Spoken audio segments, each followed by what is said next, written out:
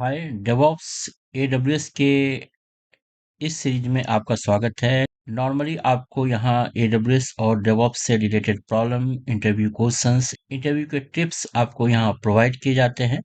वो कुछ नॉलेज जो आपको किसी भी ट्रेनिंग ऑर्गेनाइजेशंस में नहीं प्रोवाइड किए जाते हैं, उस नॉलेज के साथ मैं कुमार आपका स्वागत करता हूँ।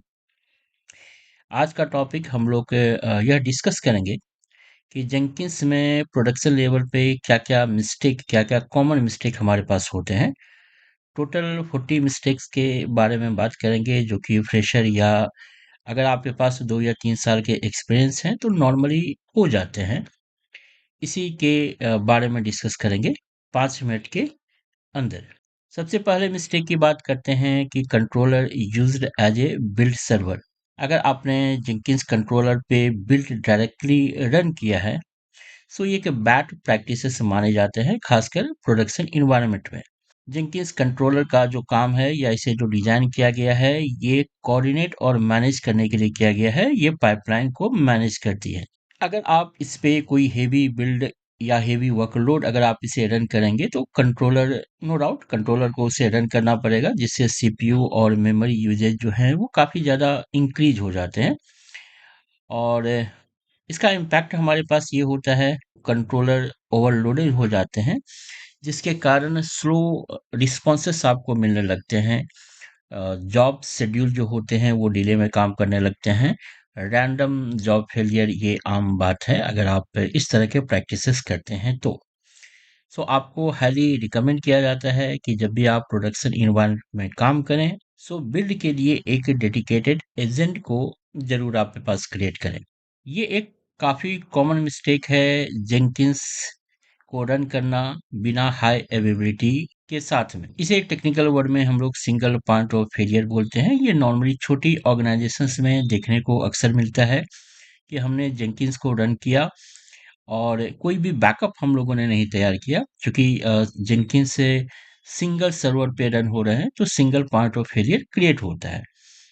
अगर किसी रीजन से सर्वर क्रैश हो गए हार्डवेयर इशू के कारण या फिर ओएस फेल हमारे पास हो गया या फिर डिस्क स्पेस से कम हमारे पास हो गए।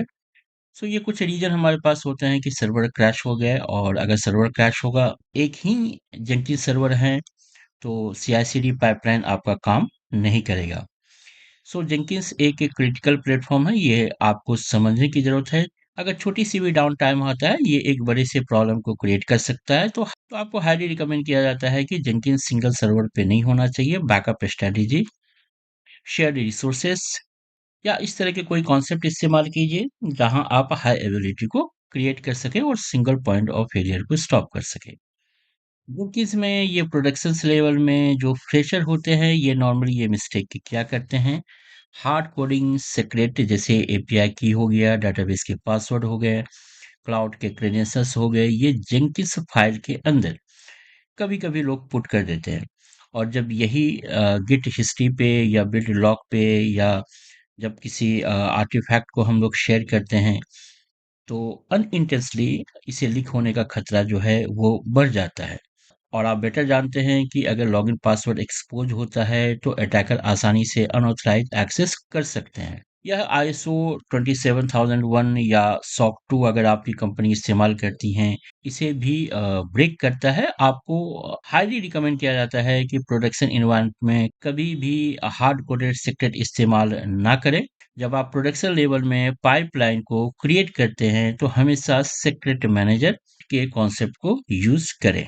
देखिए इस प्रोडक्शंस लेवल पे ये मिस्टेक मैंने बहुत सारी कंपनियों में देखा है। नो पाइपलाइन कोड रिव्यू, आप अपनी टीम में किसी को भी ये परमिशन से दे देते हैं कि वो जेंकिंस के पाइपलाइन को मॉडिफाई करे बिना किसी रिव्यू के। यह एक बहुत बड़ी प्रॉब्लम है और सिक्योरिटी रिस्क भी बना रहता है। नॉर्मली जब भी हम लोग पाइपलाइन की बात करें तो पाइपलाइन में डिप्लॉयमेंट लॉजिक, इंफ्रास्ट्रक्चर कमांड, ये सब कुछ आपके पास लिखे होते हैं। तो एक सिंगल इनकरेक्ट और मैलिशियस चेंजेस जो हैं वो आपके रिसोर्स को डिलीट कर सकता है या फिर आपके डिप्लॉयमेंट के कोड को ब्रेक कर सकता है। बिना रिव्यू इस तरह के चेंजेस से आपके लिए काफ़ी ज़्यादा प्रॉब्लमेटिक हो सकते हैं।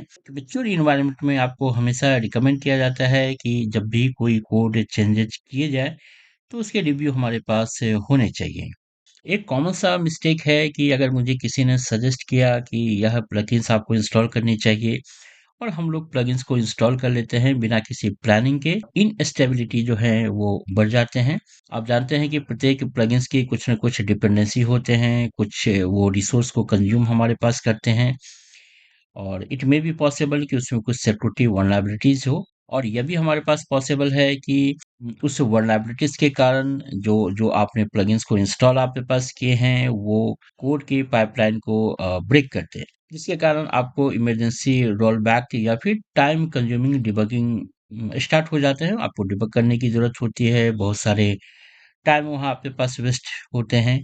हाईली रिकमेंड किया जाता है कि प्रोडक्शन ग्रेड में जब भी आप काम कर रहे हैं जेंकिन्स के साथ में, सो किसी भी प्लगइन्स को इंस्टॉल करने के पहले आप रिव्यू कीजिए, टेस्ट कीजिए स्टेजिंग एरिया में और उसके बाद ही आप उसको प्रोडक्शन से यूज़ कीजिए। आई होप आपको ये वीडियो अच्छा लगा होगा। आने वाले वीडियो में हम लोग और मिस्टेक के बारे में बात करेंगे। Thank you very much.